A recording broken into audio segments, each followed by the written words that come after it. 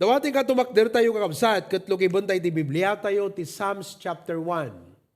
Ituloy tayo, dahil nakapimpintas nga lesson tayo about God's ideal man. The man whom God will bless.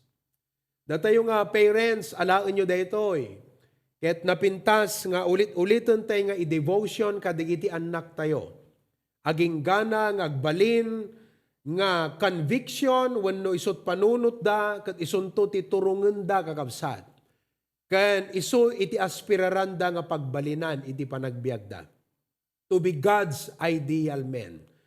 And also, deti nga message, usaron tayo nga mang-evaluate iti biag tayo. Baka dalang dagiti bambanag wenno aspeto ti biag tayo nga hanamakay ayo ti Apo, wenno potensyal nga makaperdi iti pamati tayo, testimonyo tayo. So take this message as a point to evaluate your Christian life. Amen? Okay. Psalms chapter 1.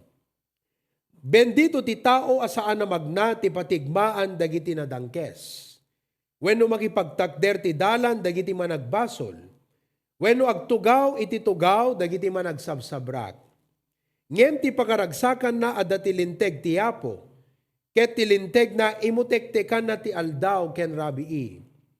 Ket isu ti kaslan tumay sa akayo ana imula kadagiti sibay dagiti karkarayan ti danom. Amang ted ti bunga na iti karbengan na nga tiyempo. Dagiti bulong na sa andanto amalaylay. Ken uray anyaman nga aramiden na ket rumangay. Dagiti nadangkes sa andang nga kasta. Ngem isuda ket kas dala ti taep nga ipalais ti angin. Ket iti kasta dagiti nadangkes sa andanto nga agtakder iti pannakaukom. Uray dagiti managbasol ti gimong dagiti nalinteg. Tatiyapo amuna ti dalan dagiti nalinteg, ngem ti dalan dagiti nadangkes, mapukaw to. Let's pray. Heavenly Father, thank you for our lesson, God's ideal man. Deti first chapter ti Book of Psalms, makabendisyon unay Apo, napbaknang ken napnuan ti kinapudno. Father, I pray that you will put utterance in my lips, take charge of my mind and heart, bendisyon am ti internet connection, ket sapay ta ikatem dagiti distraction, disturbances, iti ayan dagiti kakabsat nga agbuybuyag dingdingeg kadeti nga mensahe ita. Apo, pagbalinan na kami nga God's ideal man. In Jesus' name we pray. Amen. You may be seated. Datayo nga anak ti Apo, imawat kini Apo Jesus, datayo kakabsat, dagiti pangibagbagaan ti Apo, daytoy nga mensahe. This is not a message to the unbelievers or to the unsaved, but this is a message to those who belong to God, those who are God's very own and God's possession. And that is you and me. So let us take this message as a personal message from God. Naman pa adaso na ti daan nga tulag, ngam ti aplikasyon na kada tayo nga anak iti Apo. Kaslang ti maysa nga naganak, ibagbaga na ti anak nagat kuna na anak ko, kastoy ti aramidem, kastoy kat kastoy, digitoy ti surutem kat dala na pagnaam, ket isudan tot mangitundag ang ka tinainbalegyan ken na bendisyon na panagbiag. So datayo nga anak ti Apo, message ni Apo Dios kada tayo deto nga topic, God's ideal man. What kind of man or person God wants us to be, and what kind of person amongst us ti kayat ti Apo nga bendisyonan. Kasi the first statement ko na blessed is the man. Blessed. Hanggang nagasat ti kaya na sa undeta, no di kat naragsak, hanggang ti fortunate. No di kat blessed, favored. So what kind of believer, what kind of child God wants to bless? Sa dindo iti ayan ti favor ti Apo. So kitan tayo kakabsat, ti biag daytoy nga tao, nga kayat ti Apo nga bendisyonan. Umuna kakabsat, first of all, what is excluded in his life? Daytoy nga tao kakabsat, ket addada dagiti, i-refuse na iti panagbiag na. So, datayo nga anak ti Apo, sursurwan tayo kakabsat, nga i-refuse digitoy nga banbanag. Another digitoy. Sublianan tayo di verse 1. Blessed is the man that walketh not in the counsel of the ungodly.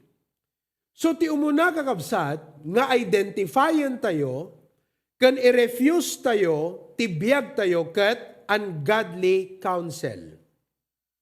First, we need to learn to identify ungodly counsel. No identify ko na tayo kat ma-detect mo.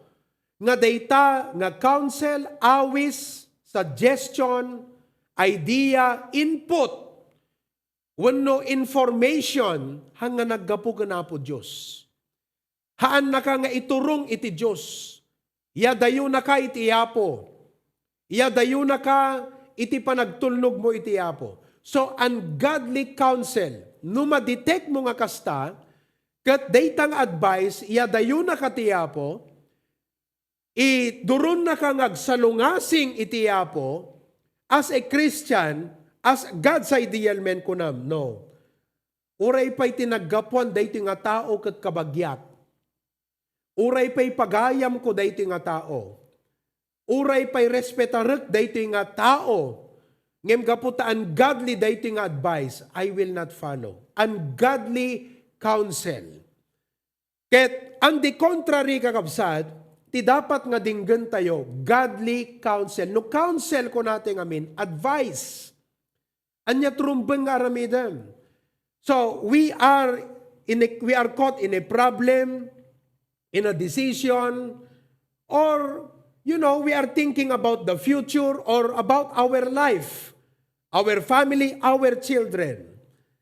So, masapul nga godly counsel tidinggan tayo. The message, the preaching of the Word of God. Kat da kayong anak, da kay ngagtutubo, adu ti kagayem yo, ngamahan nga isut dingdinggan yo. Dapat godly counsel tidinggam. Exclude it in your life. Okay?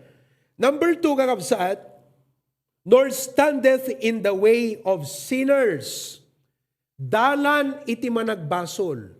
No dalan ko na tayo kakabsat, turong, aramid nga papanan. Okay? So you will exclude sinful custom. No custom ko na tayo, a way of behaving or a belief. Siyempre, the belief mo, isut mang dictate the behavior mo. No ti ammom, kat mayat data agtakaw, aramidom ti agtakaw. No ti ammom kat mayat iti agginom, aramidom lata ti agginom. So that's what you call custom. A way of behaving or a belief that has been established, kaya't nga sawen, hanlangan na minsan. No di kat isun tinagbalin nga kaugalian. Isun tinagbalin nga acceptable wano normal. For a long time among a group of people. Kat kas lang diti ayan tayo kakabsat, at dadadigitay customs nga nabayagan nga iprak-practice ti tao. Doctrinally, digiti tradisyon. Lualo, piyesta iti karkararwa, panagat-atang. No Kristiyano kakakabsat, dapat hamo ngayay identify ti biyag mo kadagita nga aramid. So no kunadagat agatang tayo kunadagat ala dakaylatan aglano no amom no sikaket nagminatay ti karubam dagiti kakabagyam aglano no isu dagat tumulong siyempre nagrigat kakabsat ti agrefuse. So adadagat pa advice pastor na aramid ket kunak alagat no anak kay dang aramidan, that's their business, but you have nothing to do with it. So as God's ideal man, hantayo kakabsat, nga aramidan kaniprak-practice dagiti banag, nga kontra iti sao iti apo.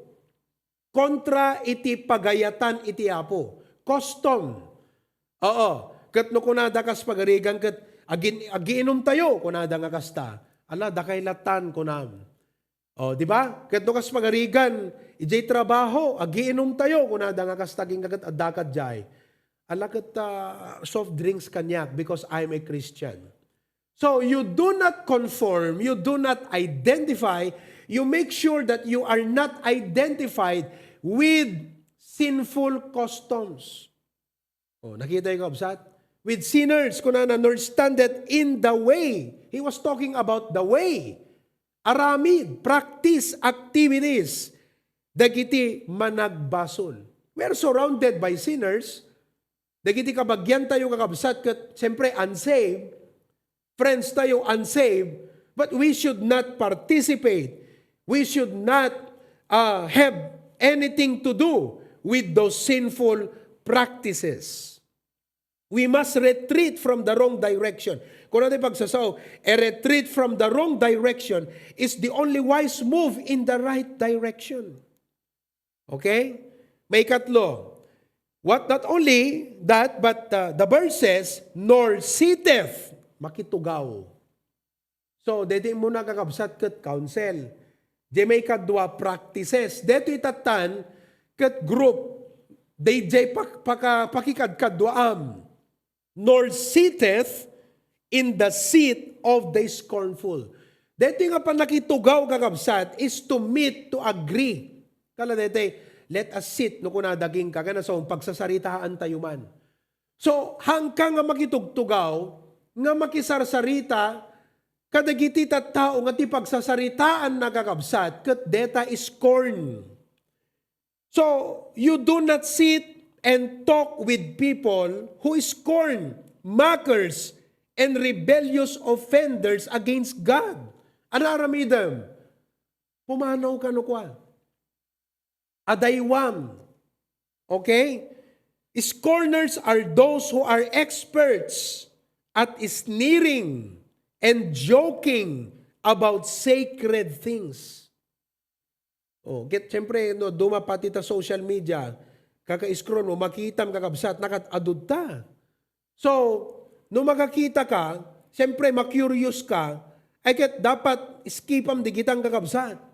Dapimpin, so, no da dumapay kit, di kanya ka talaga nga iwasak, hangko kayat, no mabalbaling kakabsat, talaga nga hangko nga ko ang data. I will agiposak, I will check messages. Why? Because hana naimbag iti epekto na kakabsat. Eye gate, mabuybuya, mangagmok, ear gate, scorners, people who curse, okay? People who take the name of God in vain. So, itibiyang mo nga kas anak ti Apo, masaktan ka, siyempre kas anak, no ti, dadumakat dete, pagsasaritaan dati madini tatang mo, kat siyempre, jerik nam, badi, di ba? Urepehan na perfect ni tatang mo. How much more to our perfect Heavenly Father? Our God. Kat kasta kakabsat. So, han ka comfortable. Data ti kayat na nga sa when. You will never feel comfortable around with people nga iti sarsarita na kakabsat. Kat mangtabaaw iti nagan iti Apo. So nga, data kakabsat iti God's ideal man. Exclude this in your life. Okay? Secondly, kakabsat, intay iti may ikadwa. Okay? Verse number 2. But his delight is in the law of the Lord, and in his law doth he meditate day and night. Nakita mo neta? So may ikadwa, let us see what is exciting in his life.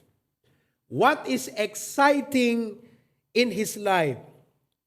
No karnal di panunot mo, kat ungodly, worldly ka nga tao, Kristiyano.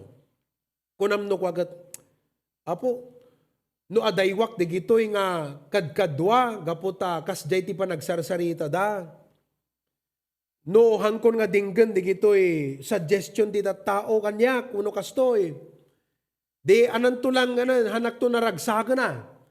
Diba? Jakton nga makin-inom. Jakton nga makibisbisyo. Eket, my life will be very bored. Killjoy ton ti panagbiag ko. Ngamaan kakabsat. Because no godly ti panunot mo, na-realize mo nga digitoy kat sana naimbag, makarimon ti Apo, kan makadadael iti Christian life mo, anapi ti isang mga rod kakabsat.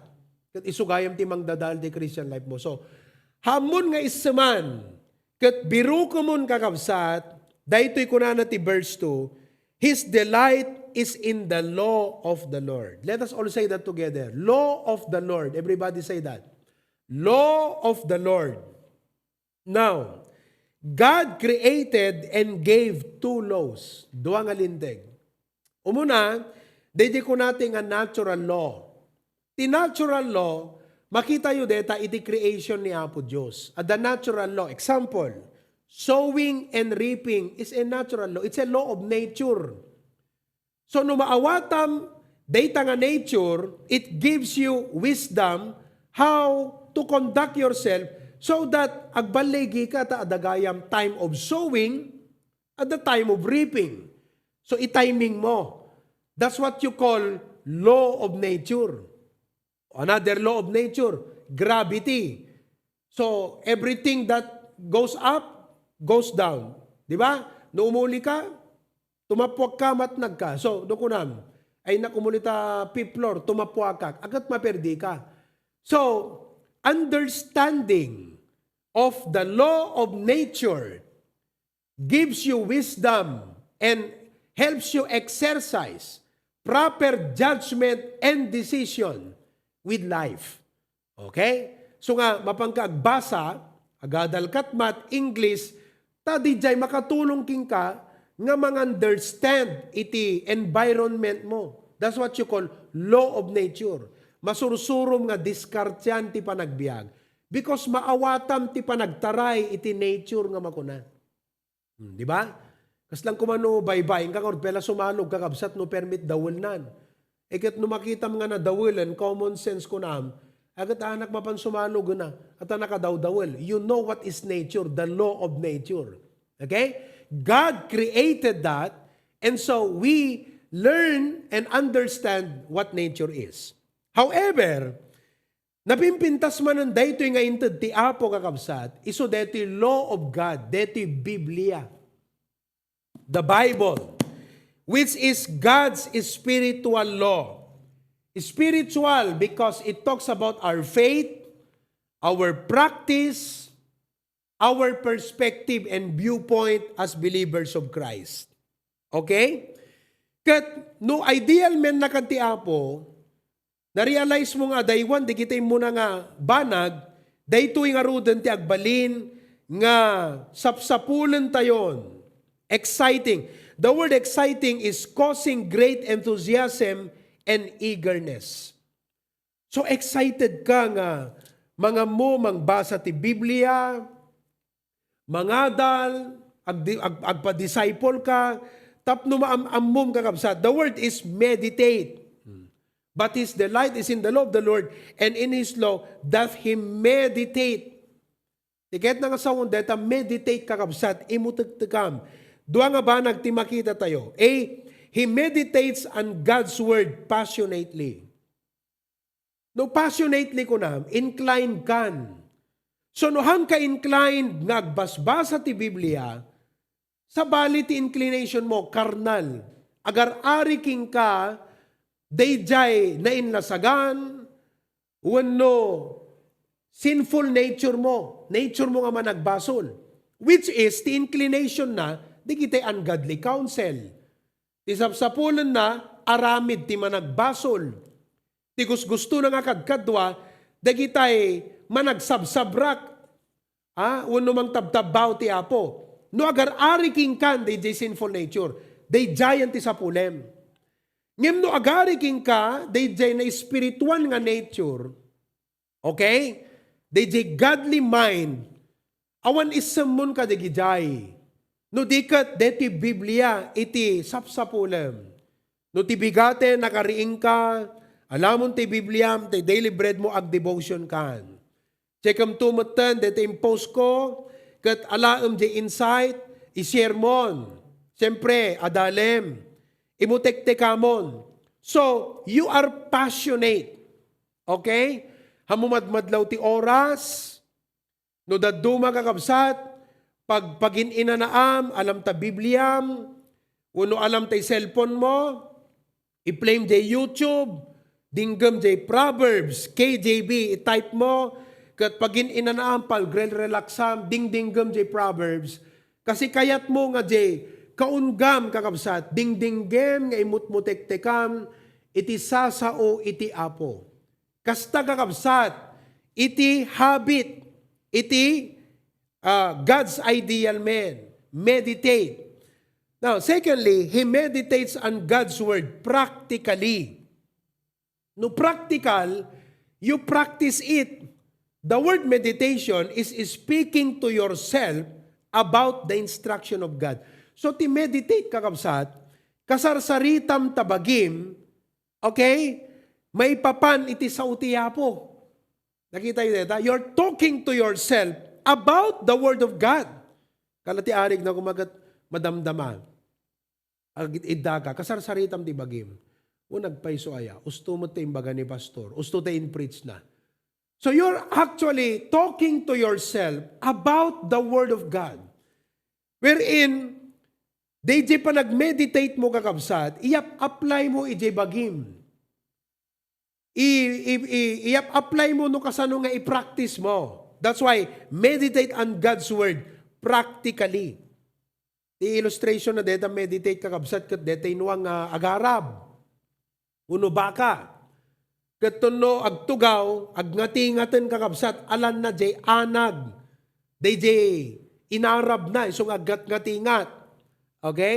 Kastamot ti Kristiyano, dagiti mabasbasa tayo, agbasbasa ti Biblia, mangmangagan tayo, imutagtakam, alalaem, amirisem, nga sigakararag, no anyat anag na, anyat kay papanan na ti biyag mo, digiti nga mangmangagam, nga counsel, message, wano preaching, kakabsat, digiti naglabas, hantay sa duten, no diket, alam tayo, digiti notebook tayo, once in a while, review-reviewan tayo. Apo, makisarita ka manan kanyak, babaan ka digitoy.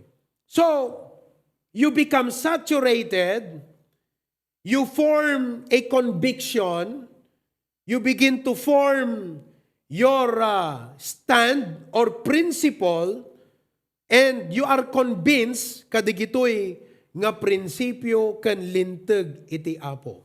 Kat iso iti surutom nga pagbiagam. Amen? Agbasbasa kayo mula Bible yo kakabsat. Sino kadakiti devotion every day? Amen? Okay. Now, so that is exciting in his life. Hanga nete, te exciting king kakabsat kat puro Facebook. Uno, di pa nagbuybuyam. Oh. Uno, tiltila adda. So, the exciting king ka ti sa utiapo. Thirdly, let us see what is exceptional. So, gaputa adda dagiti i-refuse na ket ti sa utiapo iso ti kanayon nga adalan na imutagtekan na makita tayo ti agbalin nga result ti biag na. What is exceptional with his life? The word exceptional means outstanding, above average, or notable. Agbalin to isuna nga na isang sangayan. Na idumduman to, gaputa ti blessing ti Apo agdaging ka, agasem. Ti favor ti Apo agdantoging kagat. Deti mo ti tarigagay ko kakabsaan. Nga babaan ti panagad, adal ko't Biblia, panang surot ko ti pagayatan ti Apo, ti biyag ko agbalin nga exceptional. Haan nga tapno ipananggwad ko. Ngem kayat ko nga makita ti tao, ti favor ni Apo Diyos kanya. That I'm outstanding, above average, and notable. Nga makita danto, nga di panang surot ko kakabsat, ti pagayatan iti Apo. Nga kunadakat sayang, ngamhaan nga nagbalin nga sayang. Muna ti aming kakabsat, let us see the blessedness of his life. Iji umuna ko na itay, blessed is the man. The blessedness of his life. Okay? Ano't blessing na kakabsat? Let's look at verse number 3. And he shall be like a tree. Anong to kanot pagbanagan na? How will the Lord bless that man? He shall be like a tree planted by the rivers of water, that bringeth forth his fruit in his season. His leaf also shall not wither, and whatsoever he doeth shall prosper. Wow! Upat nga ba nagkakabsat, ti makita tayo kadeta nga verse. Number 1, The blessed man is stable. He is confident in all seasons and situations. Awan panagbuteng na, panagdanag na, anyaman ti sumangbay, nga pasamak, uno kondisyon ti panagbiag, gaputa amuna ti sa utiapo. Amuna digiti karkari ti apo. Amuna digiti wagas ti apo. Naadalnan. No kasano ngagtrabaho iti apo. Ket natalged, si tatalek ti puso na, kadagiti sasao iti apo. So he is confident. He shall be like a tree planted by the rivers of water. Umay mantitikag awan danag na. Secondly, supplied. The blessed man is supplied. Makita yung jay kayo ko na, jay danom, isut bang supply. Tapno jay kayo saan nga malaylay. He is supplied with wisdom. Agub-ubog ti kinasirib ken kuana. Strength. He shall run and not be weary. He shall walk and not faint. He will soar high. Tumayab lata uray adot problema kakabsat. Tumayab lata isuna. Uray adu dagiti pakaupayan natibker ngagpatpatuloy. Enthusiasm. Makita ti na isang sangayan nga bileg ken kuana. Not only that, sustained. His strength is renewed. And fourth, successful. His works are blessed of God. Kaya't yung kadi nga makita ti biyag yu deta kakabsat. Would you like to be that kind of man? Stable, supplied, sustained, successful, anat sikreto. Surutom jay first 2 points. Adaywam digiti nga talo nga banbanag ket rugyam nga adalan ti sa utiapo tugawam ti agdingeg ti preaching agbasa ti Biblia aggrow ka ti knowledge mo ti apo surutom ti sa utiapo pagbiagam uray maditirit ti emotion mo uray may kontra kadagiti community dagiti tao surutem, day tantut pagbalinan ti biag mo. Ti apo ti mang bendisyon ken ka. Your life will become stable, supplied, sustained, and successful. Amen, mga kapatid? Okay. Last but not the least, what is exceptional in his life, not only we see the blessedness, but the worthwhileness. Okay na yung blessed pero alam mo itong worthwhileness, this talks about significance. Ado di kita'y tao nga bimbak na, kaslawan nagbalin nga kapapayan na kadakwada di gitoy. For them, life is not worthwhile. They become rich, but it was not worthwhile being rich. They became famous, but at the end, kunada, it's not worthwhile being famous. Mabalin nga nagunod da digiti pangarap da, but at the end, napadasan da. And there was no joy. Kat kunada, it's not worthwhile. I put all my effort. Ngem deti nga tao, gaputa ti apo ti sinurot na ti Biblia ti nagbiagan na, kakabsat ti biag na saan nga nagbalin, kan saan nga maibilang asayang iti panagbiag na. Amen? Oh, why? Because he is blessed. Na isang sangayan ti kinablessed na. He is truly blessed. Adot tao nga nukit kitam kala blessed, but they are not truly blessed. Dito kakabsat, truly blessed. Isu nga satisfied, isu na. Daytoy panagtulnog na ti Apo. Panakakita na ti bendisyon ti Apo ti biyag na. Kunano dito, verse 6, for the Lord knoweth the way of the righteous. Amo ti Apo. O, kitkitaan ti Apo. Dayjay panagtulnog mo ti sa una. Kat saan na nga malipatan dayjay. Malagip ko kakabsat. Idi agbasa ti Bible School, I was 14 years old. Siguro, a year later, I was 15 years old. Na-meet ko one of my classmates before in high school. Nagkita kam dita, nagranakam dita yan tapagatangan burger. Kunana kanyak, oy probi, kunana. Nadamag ko, nagpastor kagayam. Oh, supposed to be fourth year kam kadeta, nagpastor kagayam. Kunakat, yeah, napanak nagbasa at Bible School. Kaya I'm preparing to become a pastor. Kunana kanyak. Sayang, kunana. Kumbaga, para kinkwana, sayang DJ nangin besak ti biyag ko, anat naganab ko. Ana iti maganab ko kaday jay. You get my point? Anat maganab ko kaday ito nga panagbalin ko nga pastor. So anyway, I was 15 years old. Siyempre hamo pala makita amin the future, di ba? Ngem ti Apo am muna eh. He will make sure nga DJ pa nagsurot mo king kuan at tibiyag mo agbalin nga blessed kan worthwhile. Kat itagakabsat, han nga dete panangipangas, wano panangipalangguad, ngem panangidaydayaw ko ti Apo, ken panangi testimony kakabsat, nga daytoy nga verse talagang agpaypayso.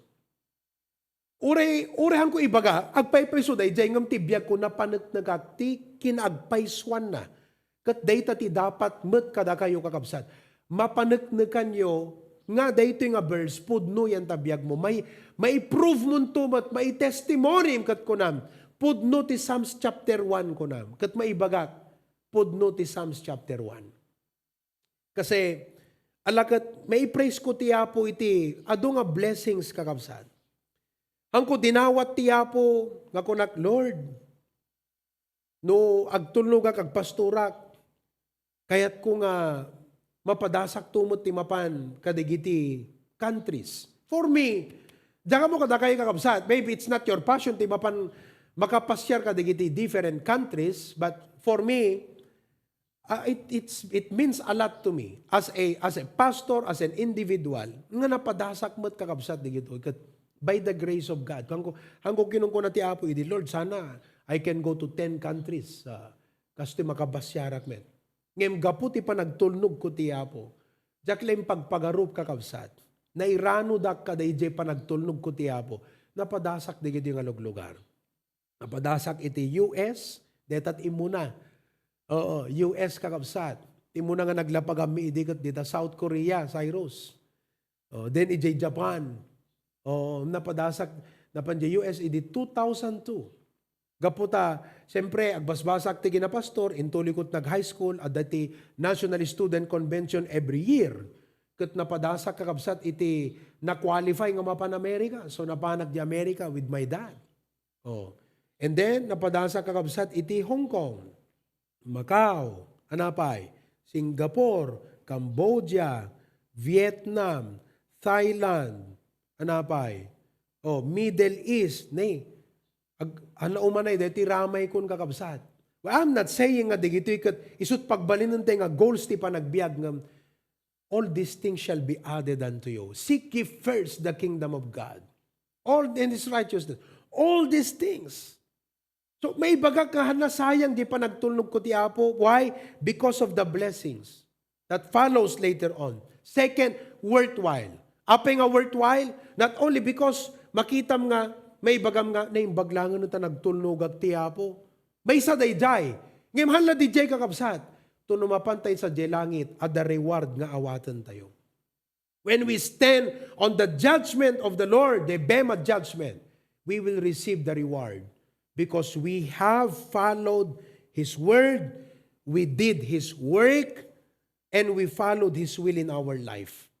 Kat jibiyag tayo, ijay langit, mapanagnagan to, nga hanga nagbalin nga sayang. Ngem no backslide ka, aglameis ka, surutom ta kay kayat mo, at the freedom mo nga mga ramid. Ngem awan tuking ka dahil nga blessedness. You know, mabaling adan tumot ti material things king ka, but even the unbelievers can have material things. What we are talking about is a truly blessed life. Hamunto nga maibaga nga worthwhile ti panagbiag mo kakabsat if you live a life of backslidden. A life of disobedience outside the will of God. Hamon to may baga kakabsat nga worthwhile di panag. Kaslakan to dito verse 4. Siyempre dito verse 4, unbelievers dito. But look at verse number 4. The ungodly are not so, but are like the chaff. Amoy chaff kakabsat. Taep. Awan nagyan na, nayanginin kakabsat. The idea for the usage of chaff is a picture of worthlessness. Makitam to, awan serbina di kita inararamid mo. Emptiness, vanity, tala flesh mo't na satisfy, hanga na pa mo na paragsak ti Apo. Taulat pinadayawam, ngem hanga ni Apo Diyos ti pinadayawam. Tibiyag mo nagbalin nga siya, agasam deda. Oh, kayat mo nga kasta ti biyag mo, nga di jela lasag mo ti pinarparagsak mo, di jela kayat mo ti sinursurot mo, at the end, tiyaf gayang. Worthless nga banag. Verse number 5.